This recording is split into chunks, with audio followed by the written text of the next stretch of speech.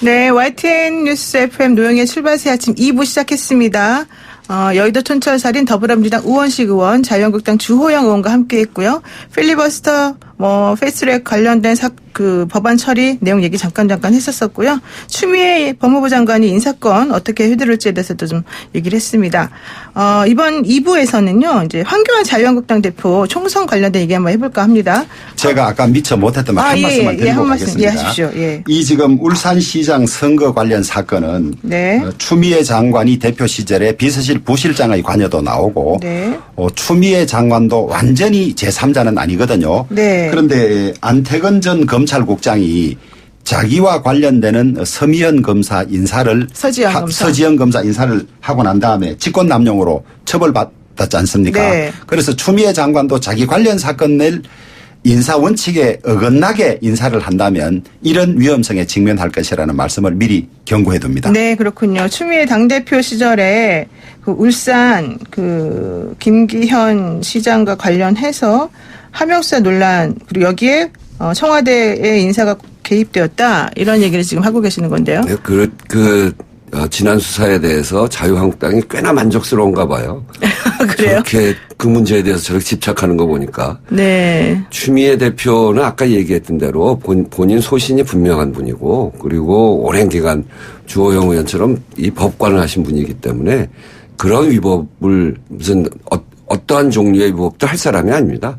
법적으로 잘 판단해서 본인 소신에 맞게, 그리고 검찰개혁이라고 하는 시대적 소명을 잘 해결해 나가기 위해서 노력할 것이고, 그런 점에서 저는 걱정 없다고 생각합니다. 추미애 장관이 당대표를 하든지 환노위원장을 할 때는 자기 소신을 지켰을 수 있지만은 지금은 대통령의 명령을 받는 법무부 장관이 돼서 그 소신을 지키기가 상당히 어려운 상황일 수 있고, 이미 그 자리에 임명해 갈 때 대통령과의 사이에 어떻게 할지 이야기가 됐을 가능성이 높기 때문에 여기서도 소신을 지키면 저는 높이 평가하겠지만은 그 소신이라는 이름으로 말하자면 민주당이나 청와대의 뜻에 맞는 결정을 할 가능성도 배제할 수 없기 때문에 저희들은 예의주시하고 지켜보고 있습니다. 안 그래도 그 얘기 한번 여쭤보려고 그랬는데, 예전에 추미애 의원이 14기잖아요, 연수원. 근데 네.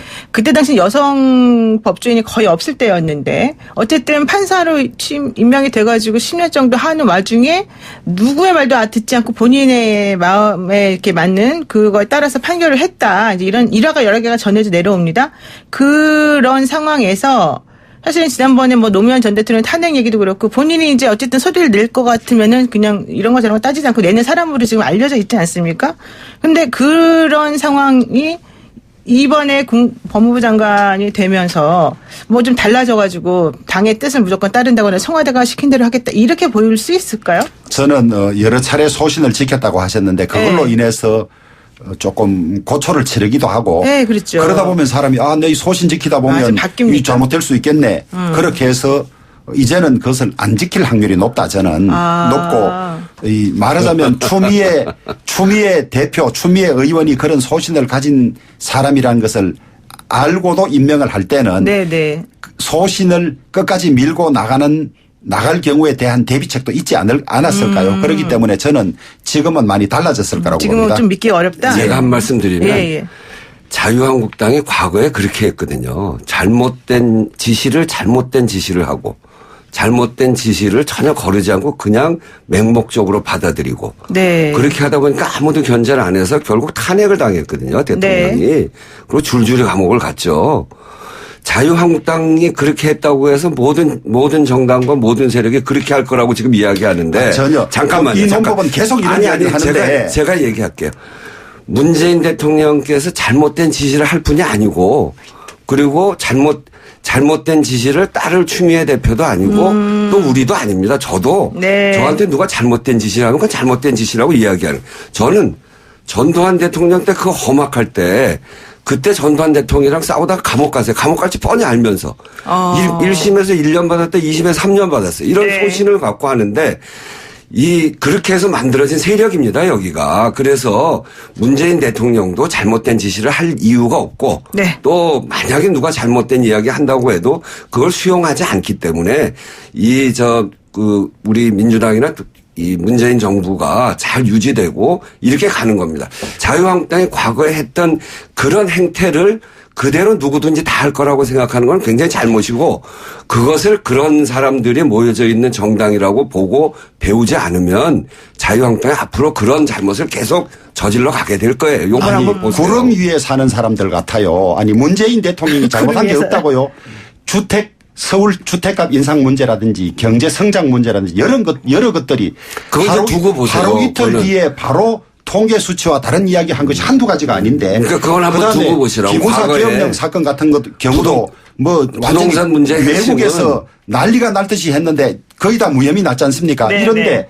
저희들은 적어도 최소한 이명박 대통령이나 박근혜 대통령 때 대통령이나 청와대에 대해서 사실과 다른 것을 치받고 아니라는 이야기가 여러 번 있었어요. 그런데 지금 민주당은 대통령이 잘못할 리가 없다는 이런 생각을 하고 계셔서 그런지 아니면 예전에 열린 우리당 시절에 자기들끼리 싸우고 이러다가 망했다는 어떤 그런 트라우마 때문인지 지금 이렇게 여러 가지 점에서 문제가 있는데도 민주당에서 대통령이나 청와대에 대해서 혹은 경제정책에 대해서 잘못됐다 고쳐라 이런 이야기가 하나도 없어요. 네. 오히려 지금 맹종하고 있는 것이 민주당인데 무슨 일이 있을 때마다 당신들이 그랬으니까 이 논법을 내가 지금 3번째 듣고 있어요. 네. 그거를 잘 몰라서 그러는데 우리는 내부적으로 토론을 엄청나게 많이 합니다. 그래서 의견이 합치되어지는 거 정당 간에서도 굉장히 토론을 많이 해요.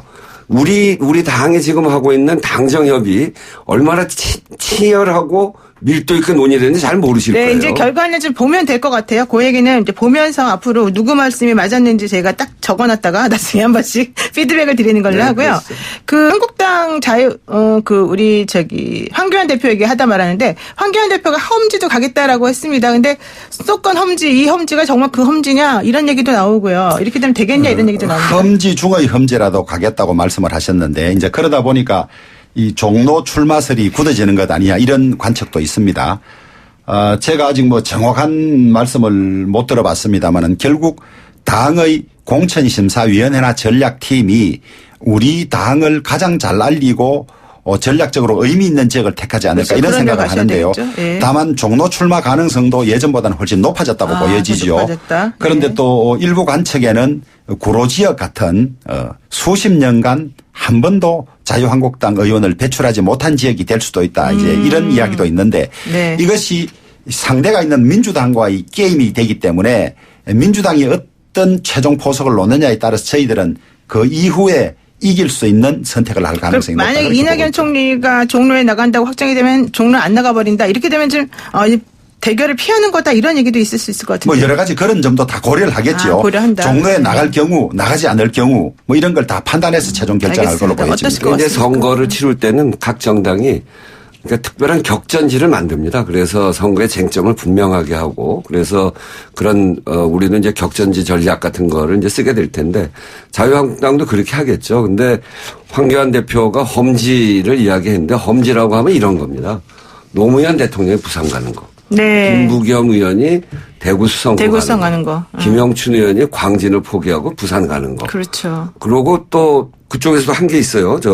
순천의 이정현 의원. 이렇게 해서 전체적으로 정치 지형을 바꿀 수 있는 그런 걸 험지라고 하거든요. 네. 황교안 대표가 어떻게 험지를 택하실지 그건 지켜봐야죠. 네, 좋습니다. 한국당의 선택 어떻게 될지 보고요. 오늘 제가 여쭤볼 게 이거예요. 오늘 본회의 열리지 않습니까? 그럼 검경수사권 조정안하고 유치원 3법 지금 올리겠다, 상정해서 뭔가 하겠다라는 건데 그렇게 되면 한국당 입장에서는 필리버스터를 안 할 수가 없지 않습니까? 그러면 이것도 끝나고 그 다음에 이제 표결에 들어가는 절차가 될 텐데 사실 지난번에 예를 들어보게 되면 한국당의 그런 전략이 좀 미스였다. 잘 안 먹혀 들어갔다. 이런 얘기 하잖아요. 그건 전혀 아닙니다. 그건 아니에요. 우리 전략이 맞았는데 이 전략 때문에 막힐 것 같으니까 쪼개기로 들어간 거죠. 쪼개기라는 편법으로 들어가서 결국 못 막은 것이지 원래대로 회기 결정을 통상 한 달을 한다든지 아니면 회기 결정의 건에 관해서도 이전처럼 필리버스터를 허용한다면 저희들이 막을 수 있었는데 지금 무리하게 패스트트랙 출범시켜 놓고 중간에 포기를 하든지 하면 바로 레임덕이 오고 안 되니까 무조건 밟고라도 지나가야 되는 전략을 택한 거죠. 어쨌든 이번에도 쪼개기를 할 것 같은데. 그렇습니다. 그렇게 되면 필리버스터를 해도 결과적으로는 4+1이 통과시키지 않겠냐. 그러면 결국은 막을 수 없겠지만은 이 법의 문제점이 무엇이란 것은 국민들에게 우리가 충분히 알릴 수 있기 때문에 아직 최종적으로 필리버스터를 할 것인지 아닌지 결정은 안 됐습니다만은 네. 필리버스터를 하는 쪽으로 거의 방향이 잡혀 있고 네. 필리버스터를 안 하려면 다시 당내 의견을 모아서 결정해야 되는데 현재 그렇지 않은 상황이기 때문에 이것도 필리버스터를 하면서 문제점을 밝힐 텐데. 그런데 한국당도 검경 수사권 조정을 좀 중요한 받아들이지 않습니까? 검경 수사권 조정이 네. 필요하다는 점은 네. 동의하는데 공수처도 마찬가지예요. 이름이 공수처라 그래서 똑같은 공수처가 아닌 거거든요. 공수처장을 누가 어떻게 뽑을 것이냐. 네. 그다음에 권한을 어떻게 배분할 것이냐에 따라서 완전히 전혀 성격이 다른 공수처가 나올 수 있는데 뭐 민주당은 늘 당신들도 공수처 필요하다 그랬지 않았냐 이런 네. 식으로 논리만 나오는데 검경 수사권 조정이 필요하지요. 필요한데 국민에게 도움이 되는 아주 정교한 검경 수사권 조정이 필요한데 네. 그냥 수사권 조정이 됐다 그래서 그게 다 좋은 건 아니지 않습니까? 네, 네. 그런데 이 중요한 것들이 네. 말하자면 치열한 논쟁 없이 턱이나 그다음에 법사위의 알겠습니다. 네. 토론 없이 네. 그냥 넘어가는 거예요. 네, 알겠습니다. 예전에는 독해도 여러 번 했는데 이제 눈 감고 넘어가자는 거예요. 저 네, 말씀하실 때 알겠습니다. 제가 왜 웃었냐면 네. 같이 하자고 그렇게 여러 차례 이야기하고 충분한 시간을 가지고 토론하자고 이야기하고 네. 그럴 때 자유한국당이 뭘 했냐면 삭발, 단식, 장외투쟁 그것만 했어요. 황교안 대표 작년 2월 달에 그때 당대표 되시고 난 다음에 국회에서 뭐 할 때 뭐 하자고 한 적이 한 번도 없어요. 네. 계속 장애투쟁만 하고 대화 안 한다고 그러고 그렇게 하고 마지막에 4+1에서 정리를 하니까 지금 토론 안 한다고 그러는 거거든요. 공수처 좀 같이 토론하시지. 아니 특히 저희는 그리고 이 무리하게 한다 쪼개게 한다 그러는데 네네. 이게 왜 그렇게 됐냐면 정말 본인들이 발의한 법안 또 본인들이 동의한 법안 199개의 민생 법안에다 필리버스터를 걸었거든요. 네네. 그걸 자유한국당이 하자는 대로 하면 필리버스터를 그 앞에서부터 쭉 하게 되면 몇 년 걸립니다. 몇 년. 다음 국회 끝날 때까지도 못 해요. 그러니까 국회를 쪼개게 할 수밖에 없게 된 거죠. 그러니까 저런 편법과 꼼수를 피해가기 위해서 이 국회법상 쓸 수 있는 방법을 택해서 쓴 거예요. 2일, 3일씩 끊어서. 네. 그렇게 해야 하나씩 처리가 가능하니까. 네. 그렇게 해서 저희는 이번에 검경 수사권 2개 법안이 있거든요. 그중에 하나를 올려서 하고 필리버스터 하면 필리버스터 하는 거죠.